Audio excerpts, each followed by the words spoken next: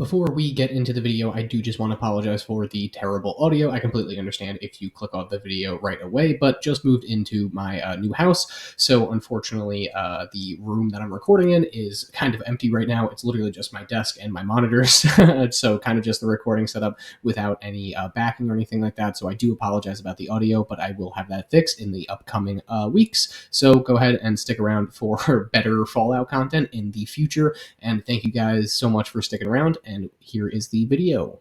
January 17th, 2025 brought a massive update to the public test server of Fallout 76, and let me tell you, this one is a huge game changer. If you've been craving details about the upcoming Ghoul update and the new Season 20 coming this March, then stick around because I've got all the juicy details for you.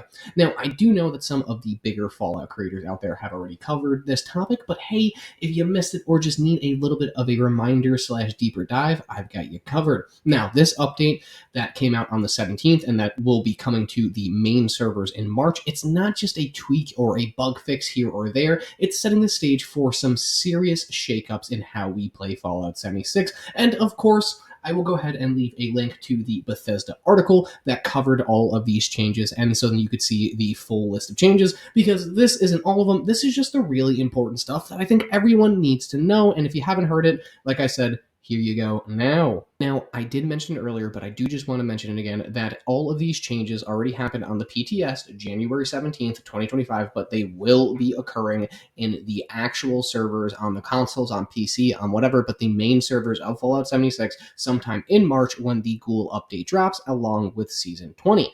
Now, let's get into the star of the show of these changes, the legendary mod box update. Bethesda just dropped a feature that's bound to make those raid grinds feel so much more rewarding. The legendary mod boxes can now be scrapped for legendary modules and a chance to unlock, of course, the plan of whatever legendary mod box you are scrapping, which means, again, those farming sessions of the raids or expeditions are about to pay off in a big way for players. Now, here is the actual breakdown. A 1-star mod box will give you 1 module, 2-star mod box will give you 3 modules, a 3-star mod box will give you 6 modules, and a 4-star mod box will give you a whopping 12 modules, and again, a chance to get the plan. It's the same drop rate, it just kind of, in my opinion, doubles your chances of getting the mod, because if you scrap a, let's say, vampire's weapon, but you don't get the plan, but you actually get the mod box, you have another chance of getting the plan with the same exact drop rate of scrapping the weapon.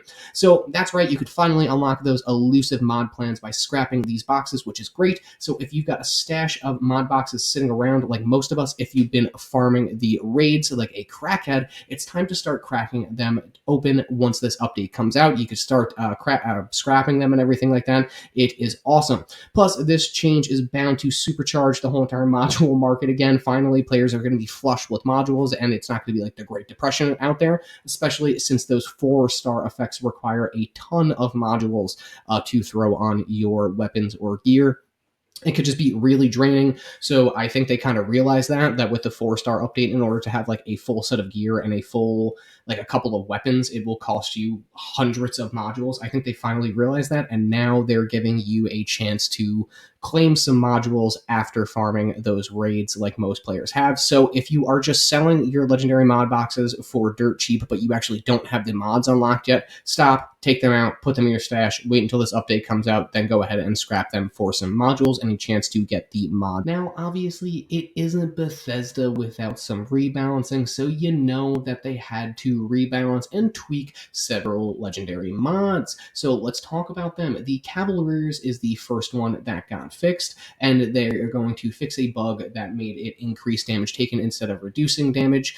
Just typical Bethesda, they completely wired the perk wrong, they coded it entirely wrong, and it's been broken for a while, but now in March of 2025 it'll finally be fixed, so keep your eyes out for that. And then that is the weapon side. Now on the armor side, the armor now reduces damage taken by 5% while sprinting, which Again, perfect. That's what it was supposed to do. Moving on to the Sentinels, now grants a 5% damage reduction while standing still, which again is exactly what it's supposed to do. And then they also changed two of the new perks, the Furious and Pounders, excuse me, which it was just broken with on the PTS, so you guys won't notice any of that if you've been playing on the normal servers. But regardless, the information is still there and obviously on the website. But they made a bunch of changes also to perk cards, so let's go ahead and talk about those now.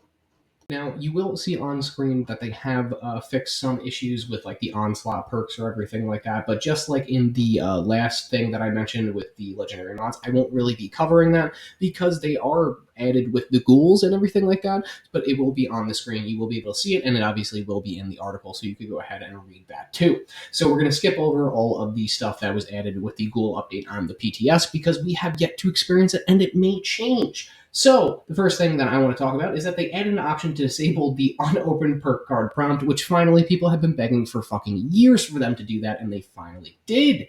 But moving on to the first actual perk card change, we have Ironclad. Awesome, super useful perk, reduces ranks from 5 to 3, and then it now increases all resistances, which is awesome. This will clear up so much room in multiple people's builds.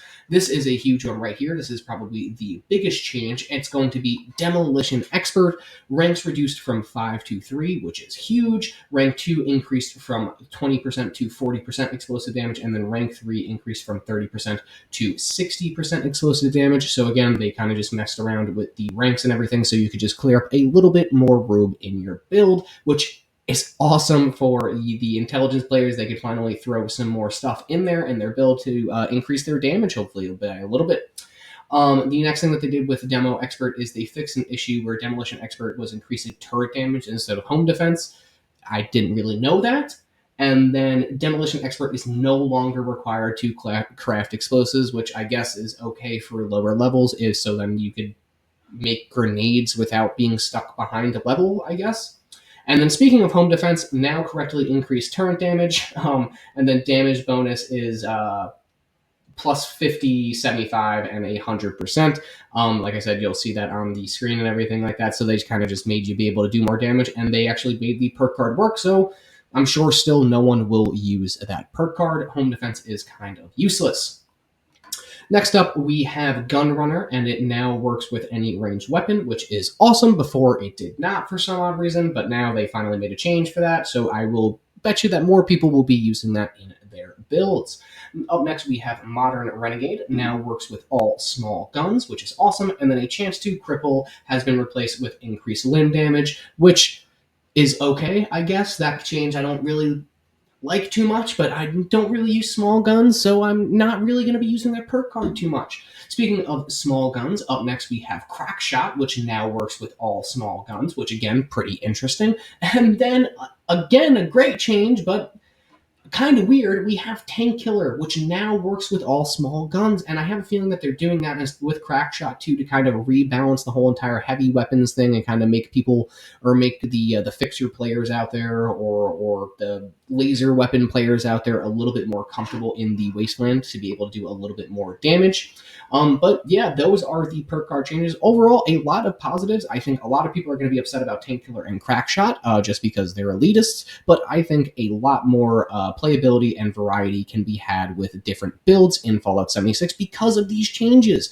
My favorite, the Demolition Expert, and then the Tank Killer, I think are perfect. And lastly, something that I didn't really talk too much about in my last Ghoul video, and something that I don't really see too many people talking about, but they did kind of mention it again in this most recent January 17th PTS patch, and that's going to be that you are finally, in March, you are finally able to store plasma and fusion cores inside of the ammo box if you are a Fallout First member, which is huge and perfect since they made the VATS Heavy Gunner builds the new meta, at least for the raids. This is something players have asked for years, but now I would say most players are going to be able to have on their main character a non-power armor build and a power armor build without really having to sacrifice too much weight, because you could throw in the fusion cores directly into your ammo box, which is pretty nice. So I would say that's a great update, but they did make a little change to it. You just can't store fusion cores that are inside of the actual armor itself. Which, I mean, yeah, I guess that's what they already intended. But the big news is plasma and ultrasight cores can now, and fusion cores can now be stored inside of the ammo box, which is pretty crazy. It's only the fully charged one, so if you have a plasma charger or a fusion charger, go ahead and use those and get those down in your camp. And well, there we have it, ladies and gents of the Wasteland. We've made it to the end of another Fallout 76 video. What change are you most excited for? Personally, I love most of them. This update just keeps getting better and better, and I think this Ghoul update is going to be the biggest and the best update of Fallout 76's entire history. Let me know what you're excited for in the comments. It just keeps getting better and better before the actual release. I'm sure nothing can go wrong, and it's not going to be a glitchy mess as soon as it comes out. And as always, I appreciate you motherfuckers for watching this motherfucking video, and I will see you out in the Wasteland.